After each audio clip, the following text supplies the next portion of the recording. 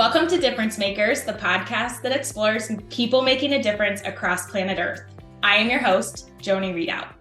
On this episode of Difference Makers, I'm here with Lindsay Diehl. Lindsay has touched countless lives as a coach and a teacher. She has spent her career mentoring, supporting, teaching, and holding high expectations with a significant amount of love and encouragement to young athletes. She has been awarded 4 National Junior College Athletic Association Region 11 Coach of the Year honors and 2 NJCAA District Coach of the Year awards. She has coached teams to amazing winning records, such as Indian Hills with a 762 winning percentage. Lindsay is currently the Drake University Bulldogs softball coach after coaching at Indian Hills Community College, Iowa Central Community College, and Clark High School in Osceola, Iowa, Lindsay, and my hometown. Thank you for being with us, Lindsay. We're excited to hear about your difference maker experiences. I'm excited to be here. Who are the people in your life that have been difference makers, and how have those people been difference makers in your life? No, I will say, like, going back to thinking about being an athlete, growing up, John Lowe coached me when I was, coached basketball for us and made me passionate about being an athlete. And he pushed us, but he also joked around with us, and he kind of played that balance all the time. Doug McAnally was an influential person for me when I was growing up. Jeremy Mikesell, love that guy. I still stay in touch with him, but I did not have him for very long. So you were a little bit more blessed than I was. He came in my junior year, and I actually was not going to go out for volleyball my junior year because I just always hit the ball off the back wall. So I was like, this isn't very fun. I hit it hard, but it just goes out every time. And he gave me a call, and I was like, and then that guy taught me how to hit it down, and I was like, this is fun. And so he was fantastic. And then when I went on to go play in college, I had a mix of people that were influential. Jeff Kelly, I played for him at Indian Hills. But it was really when I got out of college and I had the chance to go to Iowa Central Community College. I coached up there for 5 years. And Rick Sanquist was like, I never imagined when I took that opportunity. I just was like, didn't know what to do after I graduated. I was finishing up at Western Illinois, and I was like, what do you do now? You've been an athlete the whole time. And, I always joke around with my athletes now. I majored in softball and ended up with a degree. And so I tell them not to do that. And so I got this opportunity to go coach at Iowa Central Community College. And he was just like this huge impact on my life and taught me, I played for yellers and screamers while I was playing college softball. And so I thought that's what you did. Because you only know what you don't know what you don't know. And all I knew was like, that's what you did. And he taught me to like, you can love people and you can care about them and you can be influential in their lives. And, so he taught me so much about the game. Like he made my light bulb go off that I was like, I wish I could go back and be a freshman in college again, because you actually explain things and you make sure that people understand what you're talking about and not just like talk over people's heads. And, so he's a couple of the girls that I had coach with me when I was at Clark, Stacy Ritchie and Brittany Martin, I would always be like, there aren't any stupid questions. And they'd be like, quit saying that. They're asking us some silly things. But it was because of him, because I was like, they aren't just showing up to practice as high school players, understanding how to play this game. And so if there's something in your head that you think, I don't want to be the one that's asking the silly question, ask me it because I want to answer it for you. And so he taught me so much. We won a state championship in 2014 and he was there in Fort Dodge. And I'm getting emotional, Joni. Yeah, it happens when we talk about difference makers. It happens when people have that much of an impact on us. I told him that was from him. Like he did that, Do you keep in touch with him still? Oh yeah, all the time. Like I actually, when I took this job at Drake, I called him and I was like, Coach, what do I do? And he was like, crazy if you don't take this job. And, and so actually, the first weekend of October, he just got inducted into the Hall of Fame at Iowa Central. And so I got to go up I there. saw a bunch of you guys went up there. Yeah. I got to go up there and be a part of that. And, this whole place was full of all these people, and 80% of them were there to support him. And so it was just cool to see like the impact that he's had. I wasn't alone on the people that he's impacted during his time, but 100% that guy has like changed me as a person. And then I've had people while I was at Clark, like Ryan Sweeney. I remember he gave me an opportunity to take the head job, and I wasn't sure what to do because I was going back to school, to be a teacher. And he was like, please, take this job. I promise you we're going to figure something out. And then it ended up being a coaching and a teaching job. And so, he was such a sounding board for me when I was trying to figure out how to be a head coach, for the first time. I'm grateful for that guy. And then when I went to Indian Hills, like, and I don't want to leave out Mike Egbert, who was there for a short period of time, but he was also influential in me getting the Indian Hills job. And then when I was at Indian Hills, Brett Monahan has, he has been a huge, and he still is, like, he's one that helped me figure out to what I really wanted, like what do I want for my career, to end up taking this job, and like, what are my goals of where I want to be at, what I want to do, like what is your daily goal of impacting people, and I still reach out to him on a regular basis. So it's all the time, and it's these people that you maintain you stay in touch with these people, and like then you become you turn around and like you find yourself being this person to other people, and so it just becomes this like full circle moment. Yeah. One of Jamie Richards that I interviewed, she talked about like encouragers, right? And people that are like see things in you that you don't see, but like that we don't always say that to people, right? Like thinking about how people are difference makers for us, but a lot of times it's because they notice something in us and they told us. Yeah. Which I think is super cool. Oh, absolutely. My assistant coach, Jen Marshall, is like my biggest cheerleader. And she's always like, you haven't applied for like the last 3 jobs that you've gotten. Like she's like, you're lucky that people believe in you more than you believe in yourself. And I'm like, you're right. You are right. Like, I just, sometimes you need somebody that pushes you, that encourages you, that's like, you can do this, like, go try it, Yeah. Yeah. So thinking about, just like you said, we try then to emulate, or we want to be like those people for other people. And you've done this, like I said, to countless people.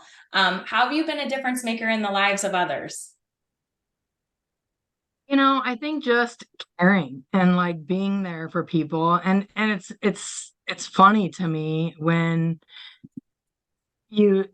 I have people in on visits, right? It's really when it becomes clear to me, and people are just shocked at how much you care. And I'm like, what? It seems like such a simple thing to just actually care about you as a human being. And I want to see you be successful. And I genuinely mean that I'm here for you. And you're in education, like, how it goes. Like, you literally sacrifice yourself for everybody. And sometimes you forget about yourself or others around you, that your immediate family. But I think that just being there all the time and being accessible is really, I think, what has made me become a difference maker to people, is that, and just like being your true, genuine self, and letting yourself be vulnerable, and not being anything other than you. And, I think that people can see when you're not being yourself.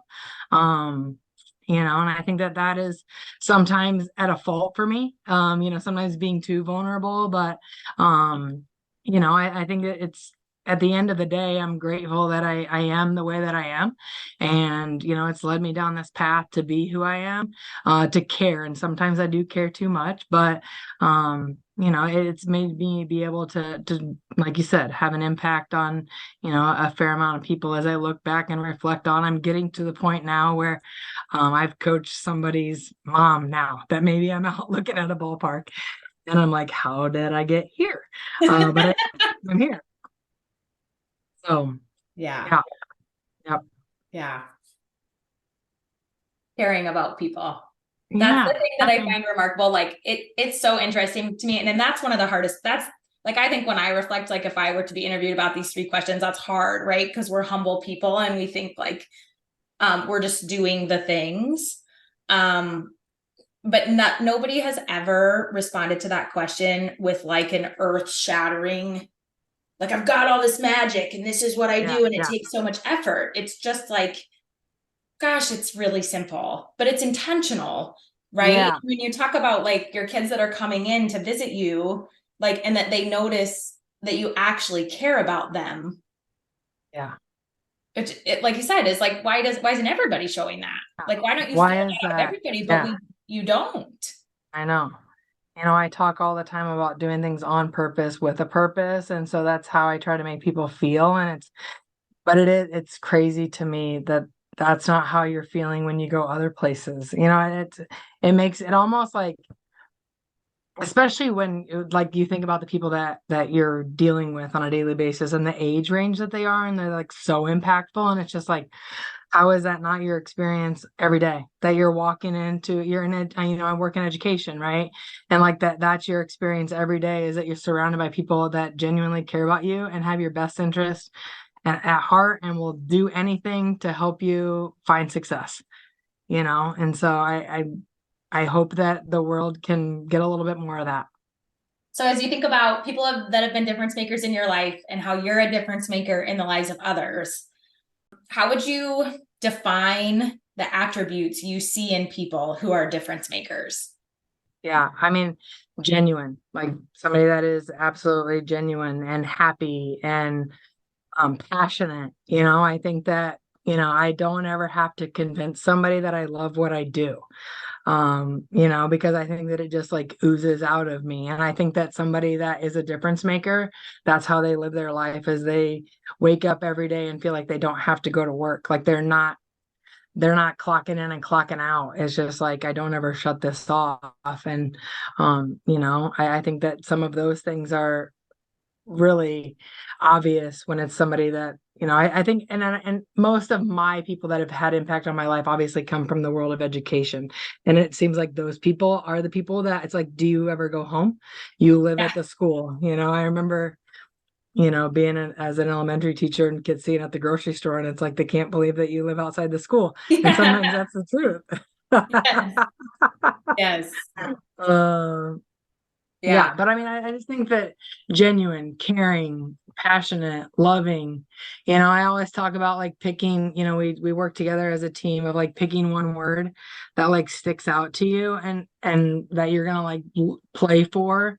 And I always pick love. I always do. Like love what you do, love the people you're with, love your why, you know, show up every day with love and good things are gonna happen. And I think I should buy stock in Sharpie because I write it. I have kids write all over themselves. I don't know if that's, I don't, I'm not encouraging them to get tattoos, but during game time, we write all over ourselves, and I write love on myself, just to remind myself, like there are times that obviously you get veered off of like how you want to be. Like everybody, we all catch ourselves like being something different than how we want to be. And sometimes that happens when you're coaching, and sometimes just having a little reminder to look down and be like, nope, that's not who I'm trying to be. Like I love what I do. I love my kids. I love this game. And so I definitely think love would be one of those words. Yeah. That's a pretty good list of attributes. Yeah. And it's interesting as I continue to do these interviews and just highlight the awesome things difference makers are doing. Like those are things all people can do, right? Like that's the power of it. And I think the whole purpose of this when I came up with it was because like that's my purpose in education. Like you said, like we above anything else that I'm doing instructionally in class, it's like how am I making a difference for you? And then you know, like you said, like now I'm coaching and I'm like, oh, I've coached your mom, or whatever. But it's like having those kids come back after 10 years and be like, gosh, like you were just always happy, or like you always said hi to me, or and it's never like earth-shattering things you taught them. Yeah. So Absolutely. it's Yeah. all things everybody can do. I know. I always say when I talk about like the things that matter in a program that I want to coach, don't take talent. Like it's not, they, they aren't things that you have to be this like superstar softball player to stand out and be impactful in a program. It's like, what's your character? How do you show up every day and what kind of teammate are you? And, that kind of stuff. Yeah, because I can teach you the rest of the stuff. Absolutely. Like I can fix I actually love when I get to fix if you come in and you got it all figured out, like what job do I actually have? So, Yes. I love when I can work on some fundamental things, but like when you're a great human, like you're just fun to have around. Yeah. And Yeah. there's lots of great humans, I think. I just don't Yeah. know, like, that's my purpose. Like, I don't know that everybody recognizes the impact they have on everybody. Mm, I think we forget that sometimes. And like your yeah. Sharpie, like what's your word? Like, that's what I'm thinking after this interview, right? Like, if everybody could think about, like, what's my word and where do I need to put it to help me Yeah. remember? Yeah. I know. I think about Vanessa Bakley, God bless her. She's had to put up with me for a long time. I was her sixth grade long-term sub for Ruby Clyde. And so I had Vanessa clear back then, and then she played ball for me for 4 years. And then I was at Indian Hills and she played for me and she coached for me. And now she's teaching at Winterset Elementary. And she sends me videos all the time of different things that she's doing of like incorporating the mental game and stuff that she learned in softball that she's doing in her classroom. And it's just like that stuff applies to everything that you do to just like, it changes their behavior of just like, I don't know, thinking about what your one word is and like reminding them of that. And, I love the mental side of things and everything that we do.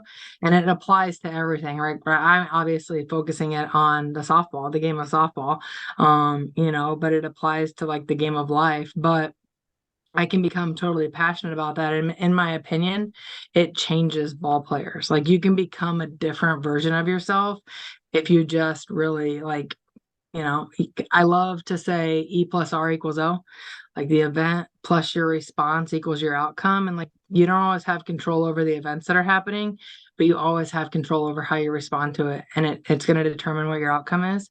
And so, I love that one.